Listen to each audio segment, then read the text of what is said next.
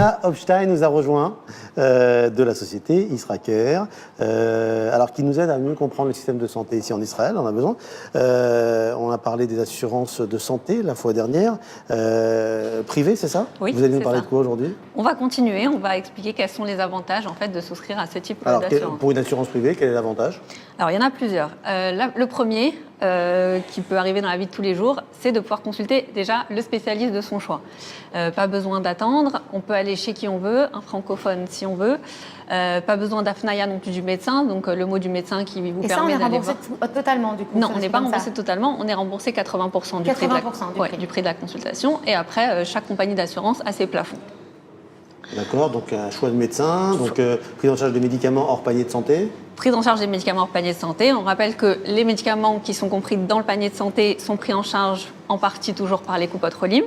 Mais il y a tous les médicaments qui sont hors panier de santé, pour les maladies graves, certains cancers, certaines maladies orphelines, des choses comme ça, qui ne sont pas pris en charge par les coupes Rolim. Et du coup, ça peut être un vrai problème quand on a des dizaines de milliers de shekels à payer pour un souci de santé. Ça, ces médicaments sont pris en charge. Alors, d'autres exemples, des exemples concrets? Des exemples concrets. Je vous donne un exemple de mon mari. Il y a quelques semaines, il avait mal au dos. Je l'ai envoyé, grâce à l'assurance, à l'hôpital Asuta dans le nord de Tel Aviv. Il a eu un rendez-vous dans les 3 jours. Dans les 3 jours, il a fait son IRM. Ce qui est très compliqué dans le cas d'une coupe Rolim. Pour avoir un IRM, c'est déjà compliqué d'avoir l'AFNAIA pour avoir l'IRM et ça peut être des mois d'attente. Autre exemple, un dermato, Clalit, à Tel Aviv, c'est entre 2 et 3 mois d'attente. En privé, dans la semaine, on a rendez-vous. Une opération, on peut choisir son chirurgien, on peut choisir son hôpital. J'ai une cliente qui m'a appelée il y a 15 jours. On doit faire une chirurgie de l'oreille à son fils. La date, c'est en mai 2019. Mais vous vous engagez sur les délais? C'est-à-dire que vous dites... Non, c'est-à-dire qu'on fait en privé. À partir du moment où on fait en privé, il n'y a pas de délai d'attente. Il n'y a pas de... C'est-à-dire que dans les 8 jours, on est sûr d'avoir le rendez-vous avec le médecin qu'on souhaitait? Alors, non. Ça dépend du médecin, on appelle le médecin pour voir, mais par contre, on a un partenariat, par exemple, avec l'hôpital Asuta. Ça, il s'engage dans les 3 jours à avoir un rendez-vous avec un spécialiste et dans les 3 jours à faire les examens médicaux que prescrira le spécialiste. Comment ça marche? On avance les frais et on est remboursé? Ça va dépendre de quoi. Pour les médecins, oui. Pour les opérations, non. Ça peut être pris en charge intégralement. On fait un dossier chez Harel. On n'a pas besoin d'avancer les frais. Vous dites qu'il est important de choisir un courtier, pourquoi? C'est très important de bien choisir son courtier.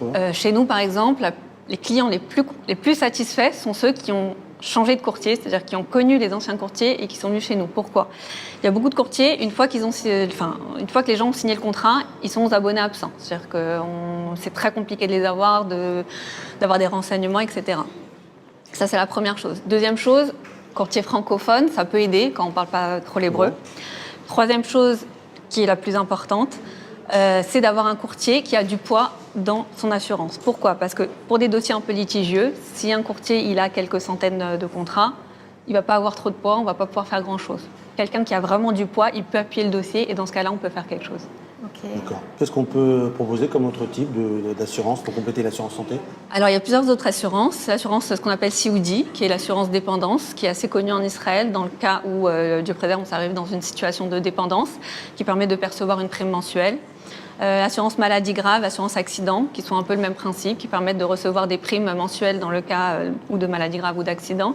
Et assurance décès, assez classique, une prime en cas de décès. D'accord. Dina Hopstein, merci beaucoup de la société Israker, qui est comme une mutuelle en fait, c'est ça le système de Plus ou moins. Plus ou moins en Israël. Exactement. Merci beaucoup, Dina. Merci Stéphane. Merci.